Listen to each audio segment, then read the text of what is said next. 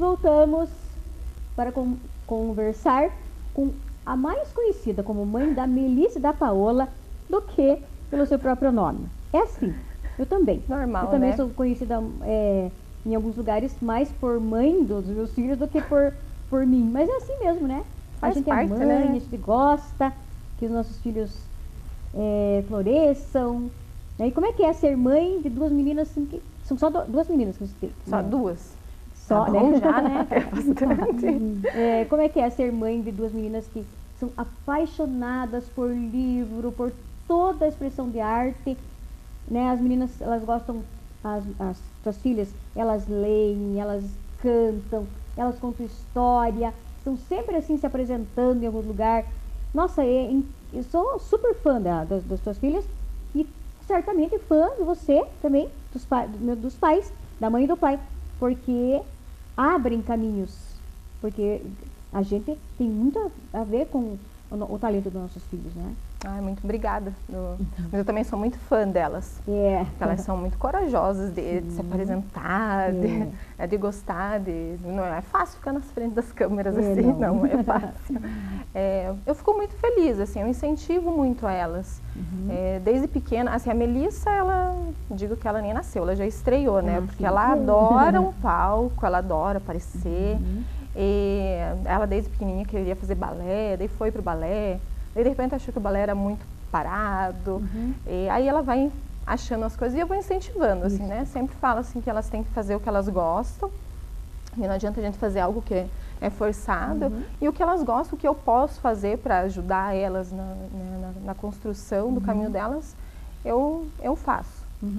E uma coisa que eu gosto bastante, que eu percebo, porque eu sou fã das meninas, eu acompanho, né, as meninas lá no canal delas e a Mel já veio aqui e ela contou a história divinamente, assim, impressionante. E eu já vi também ela contando ao vivo, né, em outros lugares. Ela é sempre chamada, né, para contar. E ela tem um poder de fala muito bom, muito bonito. E é bonito de ver você, assim, estimulando as suas filhas para arte. Porque a gente vê, eu como mãe, também estimulei meus filhos, são todos dessa área também. E muitos pais, eles não dão a abertura para os filhos nesse sentido, porque vão achando que a arte não é valorizada, porque isso não.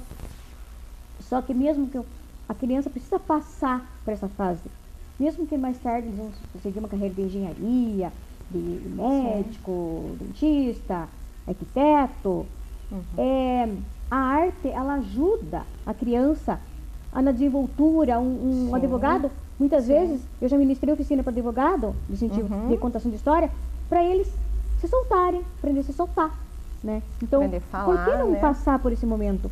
Outra coisa que eu admiro também em você é o entendimento de deixar elas fazerem, porque as duas têm a idade diferente, na sua faixa etária. A Mel conta a história da faixa etária dela, conta a história sendo criança, ela é uma criança contando a história.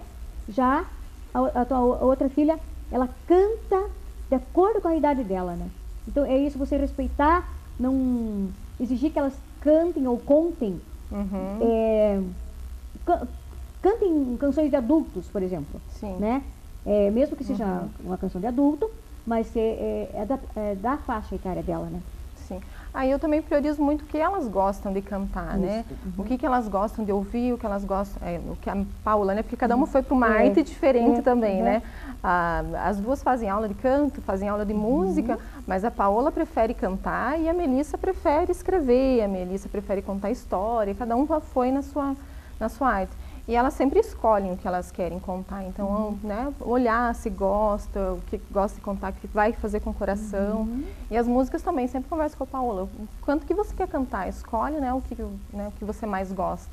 Que é do mundinho delas mesmo, né? Porque não pode ser uma coisa assim que seja maçante, tem que ser uma coisa que seja lúdica. Porque elas são crianças ainda, então elas brinquem de fazer isso, exatamente. Seja uma coisa divertida para elas também. Isso, que elas curtam cada detalhe. Isso. Tanto buscar a letra da música, como preparar os objetos para contar a história. Isso, exatamente. Isso é muito bom. E agora elas estudam na escola? Na escola pública. A Paula estuda na Monteiro Lobato e a Melissa no São Jorge. A escola Monteiro Lobato ela é uma escola que é dirigida por um poeta, né? Então ela faz uma diferença muito grande. Sim, sim. O patrono é o Monteiro Lobato, né? E o diretor também. Sim, sim. Ele é muito envolvido, né, nas questões. É o Dantas, né? Isso, o Jorge Dantas, eu conheço ele como poeta. Ele gosta muito, né? Tanto que ele tem o festival literário, que ele incentiva muito os alunos, né? A estarem lendo, escrevendo, e eu acho isso uma coisa muito importante da escola, porque incentiva a leitura. E mesmo agora, durante a pandemia, está dando continuidade assim, às crianças a lerem, a manter o projeto, que é muito importante também. E a Mel? E a Mel, ela estuda no São Jorge, e o São Jorge também, né?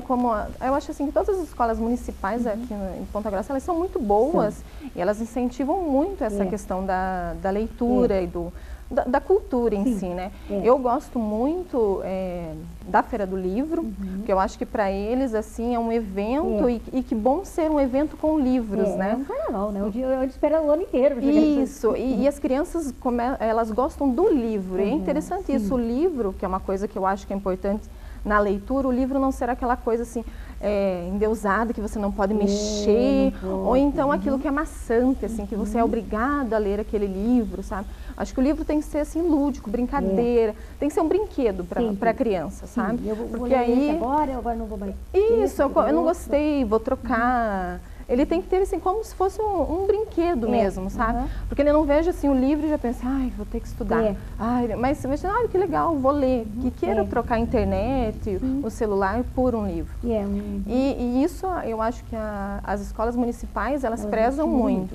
E tem isso, muitos livros. As bibliotecas das escolas são muito boas, né? Eles continuam fornecendo livros, agora mesmo na pandemia, com todo o protocolo que é necessário, mas elas estão conseguindo vencer isso e elas continuam. Falando em livro, estou vendo que você trouxe 2 livros. Trouxe, pois é, a gente tinha comentado, né, sobre o que eu estava lendo. O que significa esses livros na tua vida? Então, eu trouxe aqui uns livros que eu li, estou lendo, né? Então, terminei de ler a Revolução dos Bichos. Uma fábula, grande fábula. Grande. Muito boa, né? Por sinal, recomendo. Ontem, inclusive. Parece, a gente lê e pensa assim, não acredito que foi há tanto tempo, pois é tão parecido. A gente reconhece alguns personagens por aí, assim, nossa, vários, né? E eu ganhei esse livro de aniversário. Uau! E ele é grande. Ele fala sobre a história da medicina, como ela surgiu. Ele claro que não é uma história científica, né? Ele é um romance, mas ele é um romance histórico que fala um pouco de como a medicina começou lá nos séculos passados e como ela foi evoluindo. Então é muito legal, e ele faz isso com a trajetória de uma pessoa, então tem um personagem que vai levando você por entre essa história, é bem interessante. É em português? Em português, esse é em português. Porque você também é uma professora que é dedicada à língua estrangeira, né? Você faz trabalho... Eu trabalho bastante com a língua estrangeira. E aí a gente estava conversando sobre uma tese, né?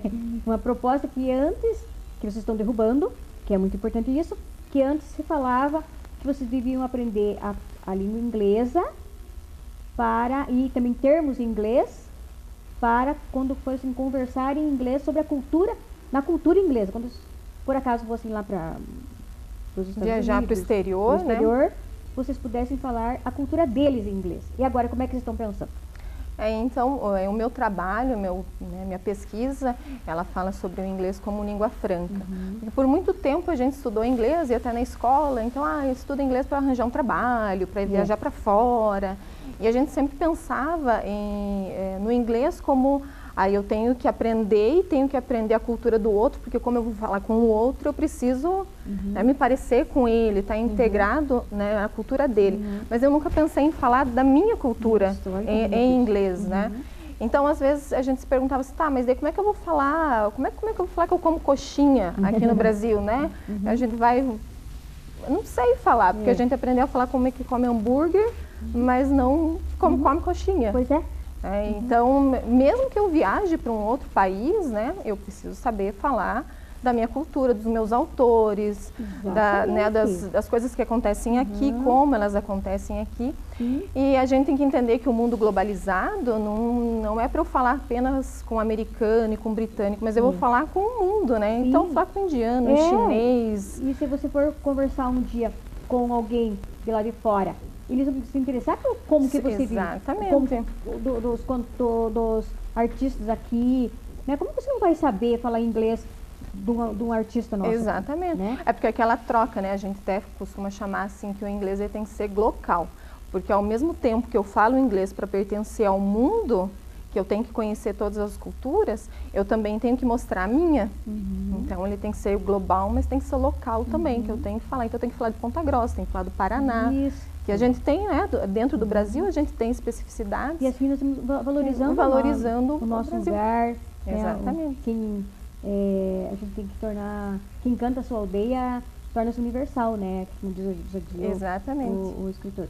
Então isso aí é muito bonito, muito bom esse teu trabalho, é muito gratificante também para você, né? Ah, sim, me deixa bem feliz porque a gente vê que os alunos, eles se reconhecem mais. Exatamente. É porque a aula de línguas, às vezes, ela fica uma coisa tão distante, né? Como se você tivesse que mudar de identidade para estudar. E quando eles entendem que não, que na verdade você não tem que mudar nada, você só vai abrir mais né, os teus horizontes falando uma outra língua. Eles ficam mais focados na aula, sabe? É muito gratificante. Gente, inglês, às vezes fala, inglês, tem aula de inglês. Inglês é bom para isso, para te contar as nossas coisas também, não só na nossa língua portuguesa, nossa língua brasileira, né? Como na língua inglesa. Então, viu como é bom estudar inglês? Faz bem? Estudar uma língua a mais, né? Então, viu que foi legal esse assunto de conversar aqui? Sobre as filhas, sobre os livros, sobre os livros que ela está lendo ali, tranquilamente, né? Do teu jeito, no teu tempo, né? Ninguém está te obrigando a ler. Depois as meninas vão ficar, curiosas, o que a mãe está lendo? Você vai passar para elas. Exatamente. Né? Muito bom. E aí, nós estamos terminando o programa, porque assim, né? Tão bom ficar conversando. Você certamente quer mandar alguma mensagem, um abraço para alguém? Eu quero mandar uma mensagem para minhas princesinhas que ficaram em casa, que faz tempo que estão em casa, tadinha delas. Que bom que elas ficaram em casa. Né? Tem que ficar. Fazer que nem no programa da Xuxa, matar minha vontade, mandar um beijo para minha mãe e para meu pai. Mas mandar um beijo para minha família toda, que na construção das crianças não é só a mãe e pai, mas é a família, é o entorno, a comunidade. É o Júlio, que sempre está me acompanhando e tudo. E agradecer a Lucélia por esse espaço aqui para conversar. Fiquei bastante feliz. Então é assim. Na próxima semana eu volto com mais pessoas assim tão maravilhosas quanto a Júlia, para contar das suas aventuras, das suas histórias de leitura. Até a semana que vem e muito obrigada pela atenção de todos.